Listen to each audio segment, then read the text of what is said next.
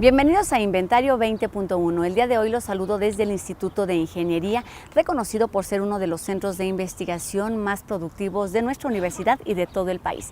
Cuenta con 18 edificios aquí en Ciudad Universitaria y 2 más fuera de nuestro territorio, uno en Querétaro y otro en Yucatán, en donde se materializan trabajos de tesis, de licenciatura, maestría y doctorado que tienen como objetivo contribuir al bienestar de la sociedad y al desarrollo de todo el país.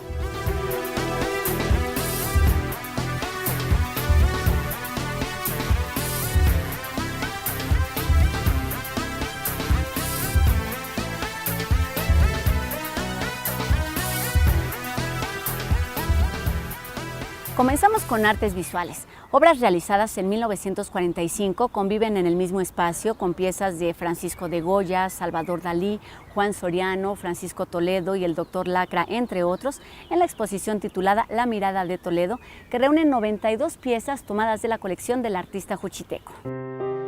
Son líneas, puntos y trazos que se repiten o se disimulan en pedazos de papel, madera o metal, contando historias, retratando rostros y mostrando paisajes que han existido o que han sido imaginados para permanecer a lo largo del tiempo. Es una colección de estampa, no estrictamente de grabado, entonces tenemos grabados al aguafuerte, grabados en madera, grabados en linóleo. En fin, que es una muestra como para dar una clase de historia y de técnicas del grabado. Es una muestra muy plural, muy diversa y yo diría que muy completa. Es un excelente trabajo que será reunido en un catálogo que está en prensa y que será publicado al brevedad.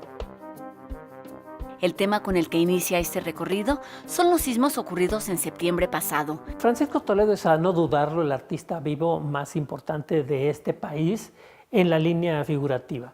Pero por otro lado, su gestoría como hombre de cultura ha sido trascendental para el país. Tenemos una cantidad de fundaciones que él ha promovido, tenemos colecciones que él mismo también ha promovido y actividades docentes también que está promoviendo. La antigua Academia de San Carlos exhibe esta muestra representativa de la historia del grabado, tomada de la colección que Toledo ha reunido a lo largo de su vida. Entonces esta exposición está dividida en obra del propio Toledo con sus orígenes, sus motivos de inspiración. Después el grabado mexicano, que es el núcleo de donde salió la mayor parte de las piezas de esa colección, pero después otras áreas como es Latinoamérica, después los Estados Unidos, que son también un espacio muy amplio de creatividad en el campo de la estampa, y finalmente de Europa. La Mirada de Toledo, colección internacional de estampa, se exhibe en la sede de la Facultad de Artes y Diseño como resultado de un convenio entre la UNAM y el Centro de las Artes de San Agustín Etla. Para TV UNAM, Rosa Brizuela.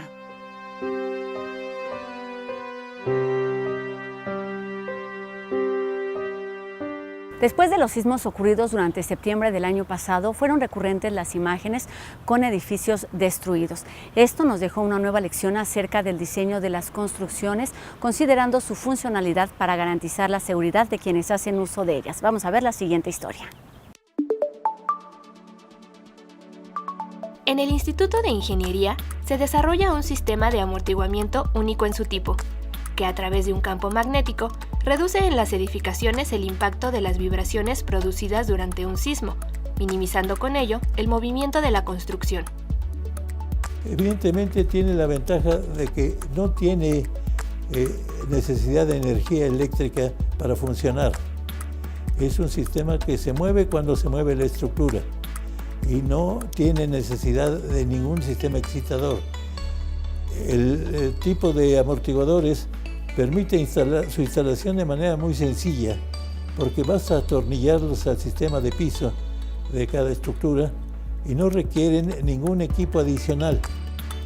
Este dispositivo con base en imanes puede adaptarse a construcciones con un diseño metálico o de concreto, permitiendo su instalación en cualquier tipo de edificación, por ejemplo, en monumentos, ya que no requiere ningún cambio en el sistema estructural. Pero, ¿cómo es que funciona este tipo de amortiguamiento? El amortiguamiento originado por un campo magnético que es cortado por una placa de cobre en donde se generan corrientes parásitas. Esas corrientes parásitas generan automáticamente un cierto incremento de temperatura en la placa, que es donde se disipa la energía que está tomando el sistema de la estructura en movimiento. Este modelo no necesita mantenimiento o adecuaciones a futuro, y su costo es mínimo en comparación con los sistemas actuales. Puedo afirmar que con este sistema se puede evitar casi en un 90% las vibraciones que se originan en unas estructuras. Y bajo ciertas condiciones, prácticamente se puede lograr que la estructura se mueva como se está moviendo el terreno sin que vibre, lo que evita que los elementos estructurales sean afectados por la acción del sismo y permanezcan sin daño durante un sismo muy severo. Este tipo de tecnología permitirá mejorar los proyectos estructurales tanto de edificaciones nuevas como de las ya existentes. Ya ha sido probado en algunas construcciones y se planea promover su uso en distintos lugares de la Ciudad de México. Para TV UNAM, Viridiana Mondragón.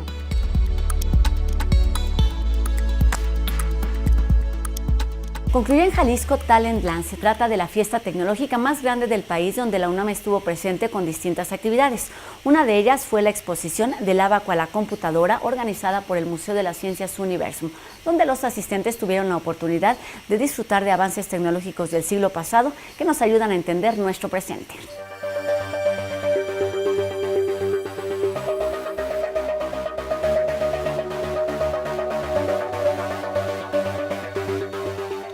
Esta es una pascalina y es el antecedente de las calculadoras. Este mecanismo funcionaba mediante palancas que se manipulaban de acuerdo a la operación matemática que se deseara hacer, por ejemplo, suma, resta, multiplicación o división.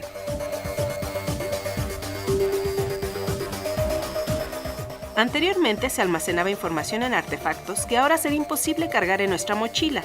Por ejemplo, a este disco de 14 pulgadas solo le cabían 300 megabytes de información, es decir, ni medio MP3 de música.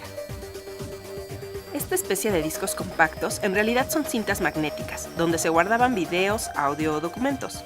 También tenemos los famosos disquetes o discos de 3,5, a los que les cabían solo mega y medio de información, es decir, 0.0002 gigabytes.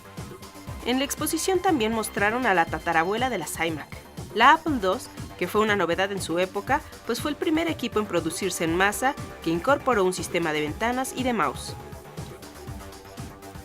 El público también pudo apreciar un juego de simulación de vuelo que fue de los primeros y más novedosos hacia finales del siglo XX.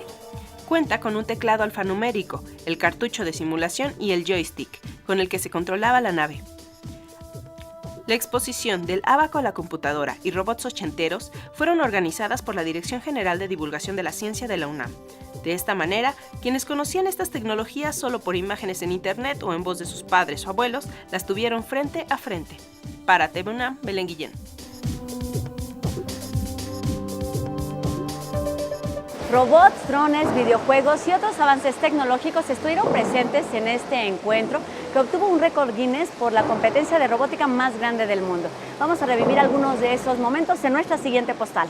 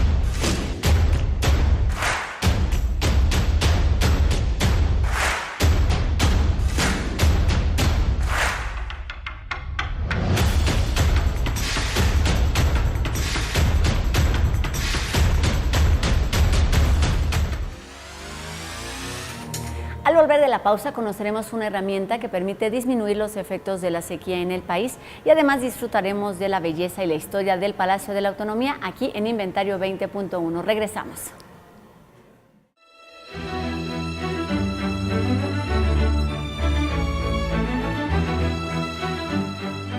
Los seres humanos respiramos en promedio 10 millones de veces al año. ¿Te imaginas la cantidad de contaminantes que se acumulan en los organismos, por ejemplo, de quienes vivimos en las grandes ciudades? Hoy, Entre Palabras, nos revela los efectos de la contaminación atmosférica en nuestra salud. Nos encontramos con la doctora Teresa Fortul, una de las coordinadoras de este libro titulado Los efectos de la contaminación atmosférica en la salud. Este libro es prácticamente una revisión histórica sobre lo que ha sido la contaminación en el Valle de México y los efectos que ha tenido en la salud. Platíquenos un poquito a qué nivel nos encontramos en cuanto a la contaminación y cuáles son actualmente estas repercusiones en la salud. La idea surgió de darnos cuenta de que la población está poco informada de lo que realmente ocurre cuando se enfrenta al problema de la contaminación. Entonces, la idea original fue esa. Tratemos de hacer un texto que abarque prácticamente todos los sistemas que pueden, los que pueden afectar la contaminación y además un poco de la historia y de las otras cosas que habitualmente nos salen. Entonces, se revisan desde los componentes en el aire, qué pasa en el aire, quiénes son los factores o qué son los factores que intervienen en que aumenten o disminuyan, cómo han funcionado los programas, qué ocurre en el sistema respiratorio, qué ocurre en el sistema cardiovascular, qué pasa en la piel, por ejemplo, qué pasa en el ojo. ¿Cuáles son los efectos de la contaminación sobre qué tipo de enfermedades, doctora, y qué es lo que estamos padeciendo ahora a propósito de todas estas complicaciones en la salud?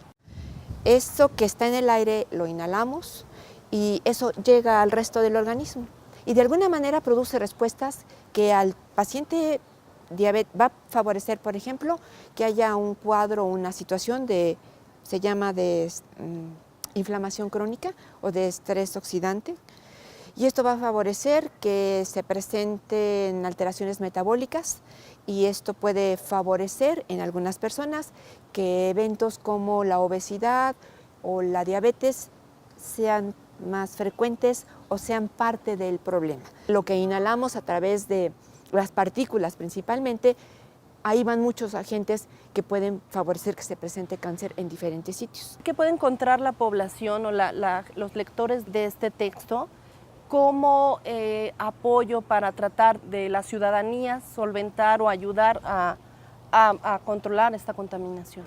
Creo que es tomar la responsabilidad y pensar que uno es parte del problema, no que es el gobierno y que son los otros los que están ocasionando el problema. Por ejemplo, yo le preguntaría que nos está oyendo, si tienes un carro, ¿lo llevaste a verificar o lo llevaste a revisar ahora que no fue obligatoria la verificación atmosférica o la verificación de tu carro? Cada quien conteste y ya por ahí podemos empezar. Cada vez que tienes basura, la recoges y la tiras en los lugares donde hay. Y si te quejas de que no hay basureros en la calle, la guardas y la tiras en tu casa. O la ves en donde la puedes encontrar en el pequeño huequito y entonces se tapan las coladeras, etcétera, etcétera. Si tienes una mascota, la sacas a pasear, ¿verdad?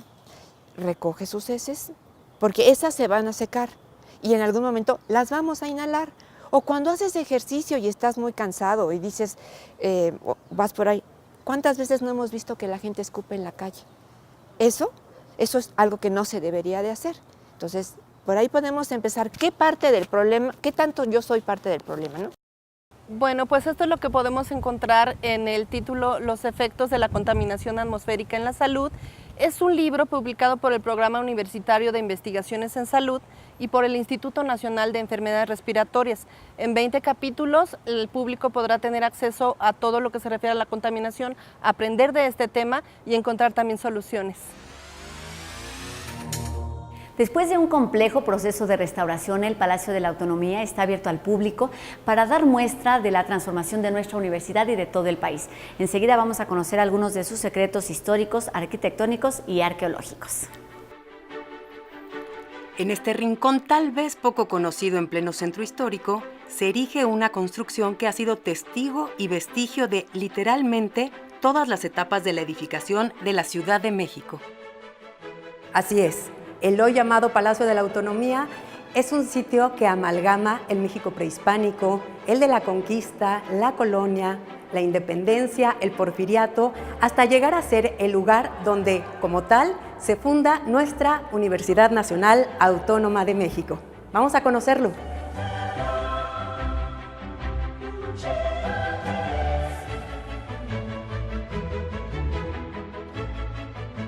Una de las cosas más conmovedoras que pueden contemplar al visitar este lugar son las ventanas al pasado localizadas en varios puntos del piso de este palacio y que permiten ver los vestigios reales de lo que fueron estas construcciones y que descansan hoy bajo esta edificación.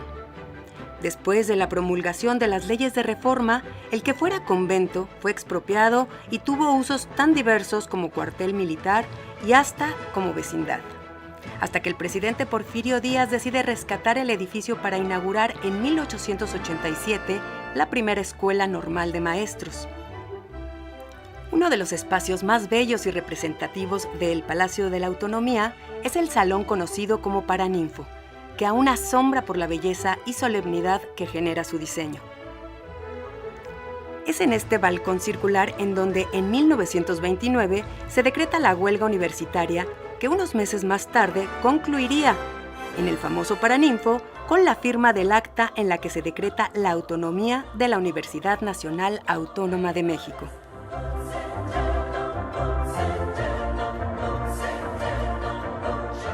La vida académica ha sido la constante en este espacio. Desde entonces, y solo con la excepción de los años posteriores al sismo de 1985, en los que el edificio quedó vacío por los daños sufridos. Pero ya para 1990 empiezan los trabajos de restauración mayor, con la que especialistas en la materia y la Fundación UNAM consiguen devolver todo su esplendor a esta obra arquitectónica. Además de volver a hacer de este lugar un espacio vivo, lleno de actividades y movimiento cultural y académico. De verdad, vengan a conocer este magnífico palacio aquí en pleno corazón del centro histórico de la Ciudad de México. Hoy en día alberga el Centro de Enseñanza de Lenguas Extranjeras y la Fonoteca de Radio UNAM. Además, en cada uno de sus rincones encontrarán vestigios del México muy antiguo, del México de nuestro pasado reciente y del México contemporáneo.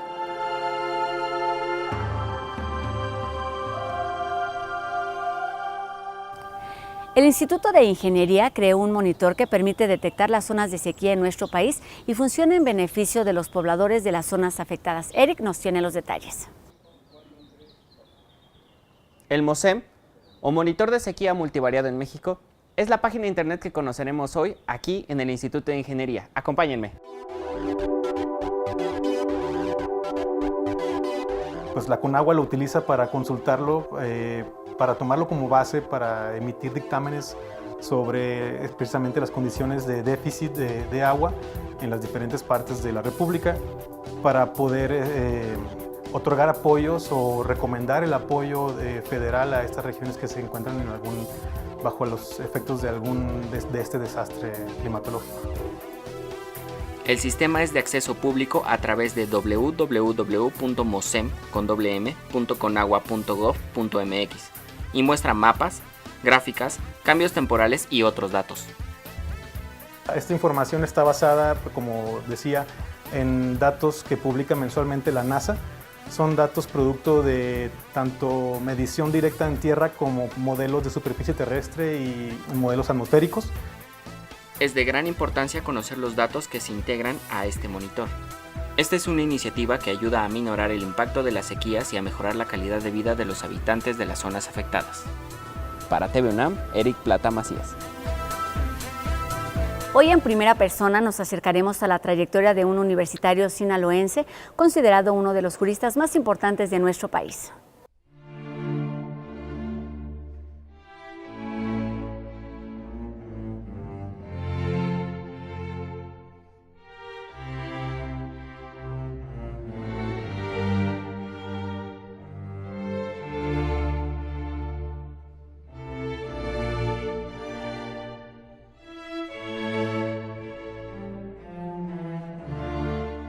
El derecho no es patrimonio de especialistas. El derecho y el conocimiento de las instituciones básicas de las que nos rigen, es patrimonio de la sociedad. A mí, como estudioso del derecho constitucional, me ha interesado en particular el fenómeno del poder. El poder es clave cuando se construye una democracia.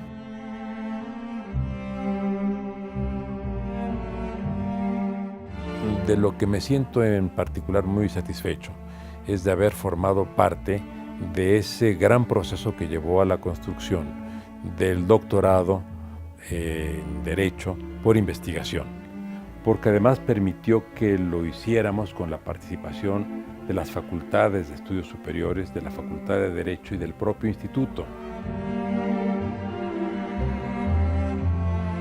Mi percepción de la universidad, por tanto, es múltiple en cuanto a que le debo lo que soy, pero también le debo donde estoy. Donde estoy, que es en una institución ejemplar de la que me siento muy orgulloso y muy honrado. De la universidad obtuve la lección de dignidad, de entereza, de compromiso, de entrega al conocimiento de mis maestros.